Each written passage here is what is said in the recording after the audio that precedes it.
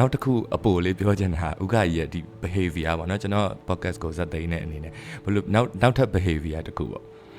ဘလို့လဲဆိုတော့တကြံတစ်ခုမှာအဲ့တော့ကျွန်တော်အဆိုတော်မပြစ်သေးဘူး8တန်းလားအဲ့လောက်ပဲရှိအောင်ပါပေါ့အဖေတို့ဆိုနေတဲ့အချိန်မှာ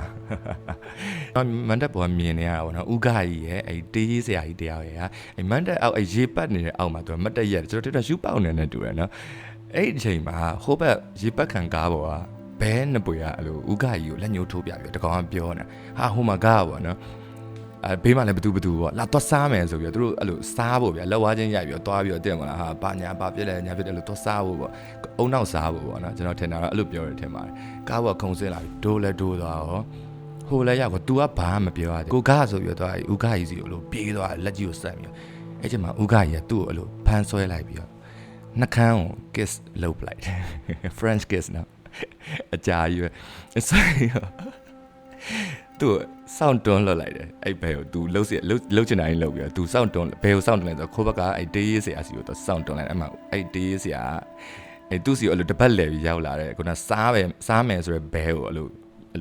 ဖမ်းချုပ်လိုက်ပြီးတော့မျက်နှာကြီးကိုရှာနဲ့ရပ်ပလိုက်တယ်အချိန်ပေါင်းများစွာအဲ့မှာဟိုဘဲကလုံးဝအဲ့လိုမျက်နှာသွေးဆုပ်သွားပြီးတော့လုံးဝတင်မှာမကောင်းဆိုးဘားတွေတွေ့လိုက်ရတယ်လို့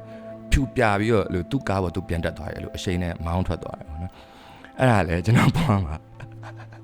fucking weird ဒါပေမဲ့တည်းမှာရေလန်းတဲ့ဆန်နဲ့လောက်ရလို့ထင်တယ်ပါသလားအဲ့တော့သဘောလဲကြားတယ်အဲ့တော့အခုမနော်ဒါကျွန်တော် plot ထဲမှာမပါဘူးပြောဖို့ကျွန်တော်ကြုံရင်းနဲ့အခုမျက်စိထဲမှာမြင်လာတော့မပြောရရင်မနေနိုင်ဘူးအဲ့ဒါပြောမိတယ်ပေါ့နော်ဆိုတော့ကျွန်တော်ရဲ့ဒီလန်းသေးကြီးများပြောတဲ့စကားအပိုင်းနှစ်ဦးဟယ်ရီလင်းရဲ့ဒီ episode ကိုကျွန်တော်ဒီမှာရှင်းနာကြပါတယ်ကျွန်တော် episode လေးပြန်နားထောင်မိတာလဲကျေးဇူးအများကြီးတင်ပါတယ်